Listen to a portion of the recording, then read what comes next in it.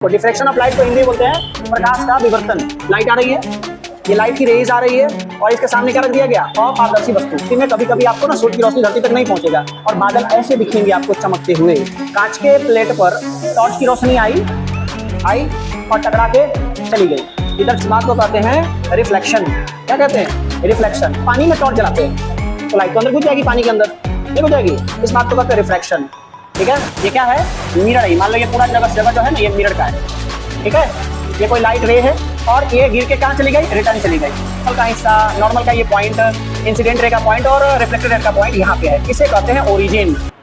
ये बुक का क्वेश्चन है तो ये इस पर ध्यान रखना, क्वेश्चन आ सकता है, इसलिए स्पेशली इसको बताया जाएगा। देखो, डिफ्रैक्शन ऑफ लाइट को हिंदी में बोलते हैं प्रकाश का विवर्तन। क्या होता है? होता क्या है कि अगर लाइट आ रही कहीं से, लाइट की रेस कहीं आ रही है और उसके सामने अचानक से कोई ऑपेक यानी अपारदर्शी वस्तु उसके सामने रख दी जाए।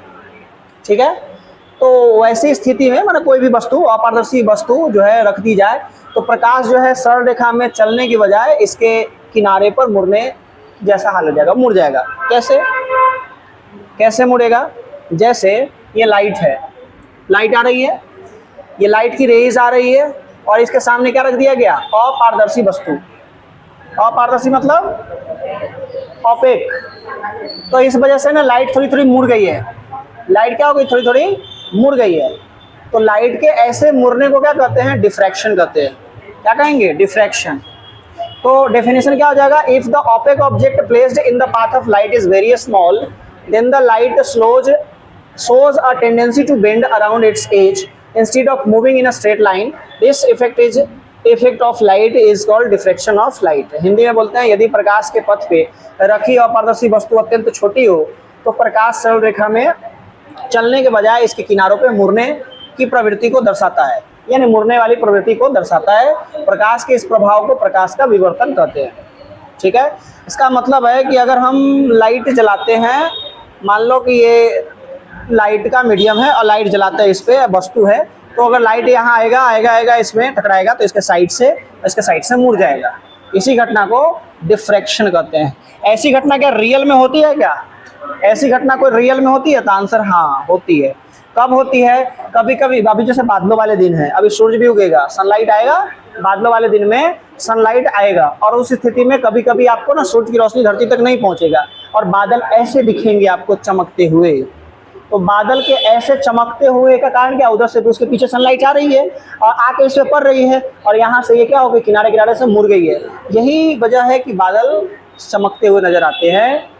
कभी कभी क्या होता है कि चांद जो है ना, चांद के चारों तरफ एक आभा बन जाती है, ऐसा रोशनी बन जाता है। ये भी क्या कारण है? ये भी है, इसके पीछे सनलाइट तेजी से आ रहा है और यहाँ पे ये मुड़ गया है, इधर से आगे की तरफ मुड़ गया है। तो ये जो इसे कहते हैं कोरोना बन जाना। क्या बन जाना? कोरोना। कभी कभी सन में भी होता है ना, सन की ये किनारे किनारे चमकीला दिखना, कोरोना बनना, ये आपको सुबह या शाम के टाइम पे दिखाई देगा। ऐसी स्थिति में भी क्या होगा? कोरोना बन जाना। इसे भी कहते हैं डिफ्रैक्शन। क्या कहेंगे?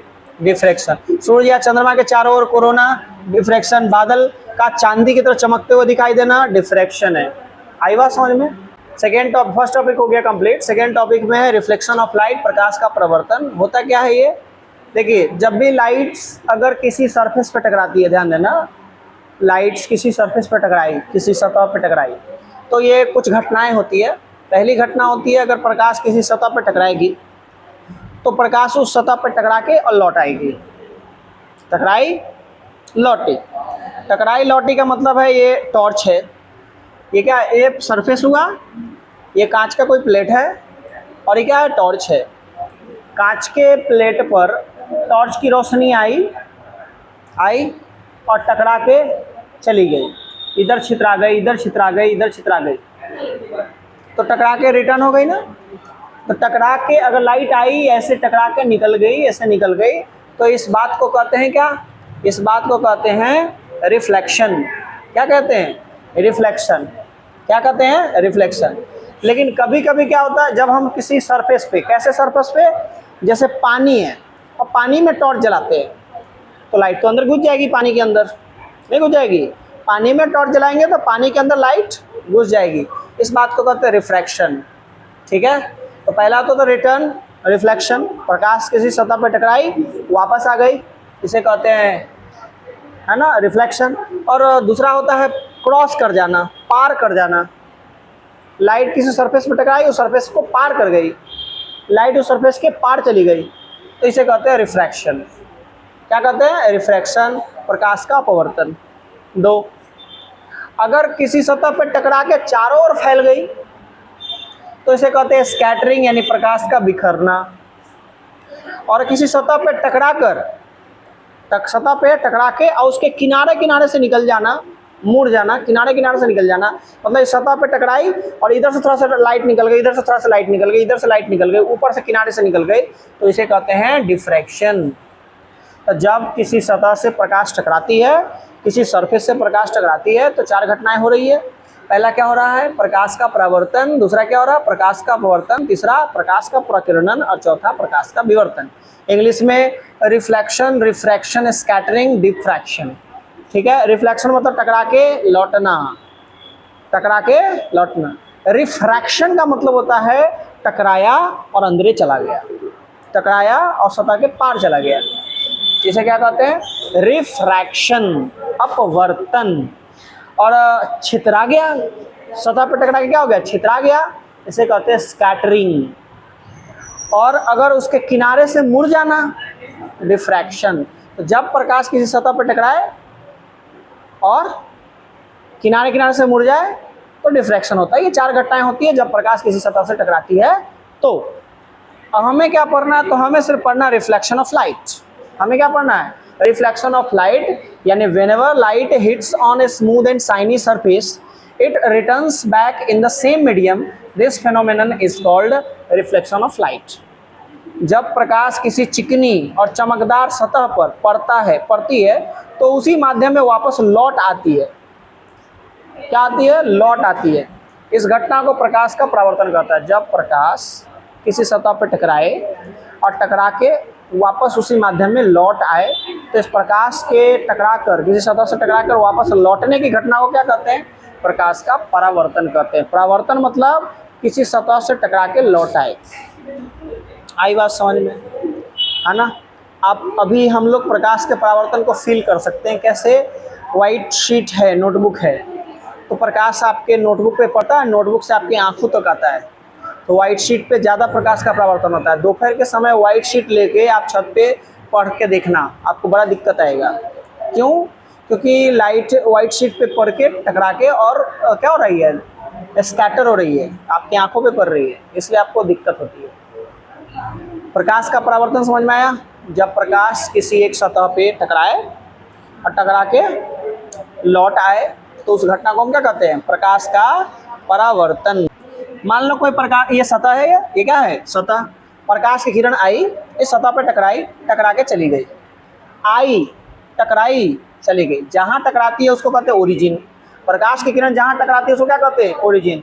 ये आई, टकराई और चली गई। देखो ये पूरा माध्यम हवा का है, ये पूरा माध्यम यहाँ से यहाँ तक क्या है? हवा का। और ये माध्यम क्या है? कांच है या मिरर है, मिरर। ये क्या है? ऊपर हवा है और ये क्या है? मिरर। इधर भी हवा, इधर भी हवा, मीडियम सेम है। इधर भी हवा, इधर भी हवा, इधर भी हवा, मीडियम सेम है। एक माध्यम से आई, इस माध्यम पे टकराई और अपने माध्यम में चली गई। ये कौन सा माध्यम था? हवा का। और ये कौन सा माध्यम था? मिरर। मिरर माध्यम सेकंड हो गया, सेकंड मीडियम है। तो ये मीडियम है और ये भी एक मीडियम है। ये हवा का मीडियम है और ये कांच का मीडियम है या मिरर का मीडियम है। तो लाइट आई, हिट किया कहाँ? Smooth and shiny surface, mirror पे, और रिफ्लेक्ट हो गई अपने ही कहाँ? मीडियम में। तो ऐसे आई, टकरा के अपने ही माध्यम में चली गई। तो इस घटना को क्या कहते हैं? प्रकाश का परावर्तन। क्या कहते हैं? प्रकाश का परावर्तन। जब कोई किरण, प्रकाश की जो किरण है वो किसी सतह पर टकराती है तो टकराने वाली इस किरण का नाम क्या है? Incident ray. क्या नाम है? इंसिडेंट रे, आपतित किरण। क्या नाम है? इंसिडेंट रे, आपतित किरण। क्या नाम है? आपतित किरण।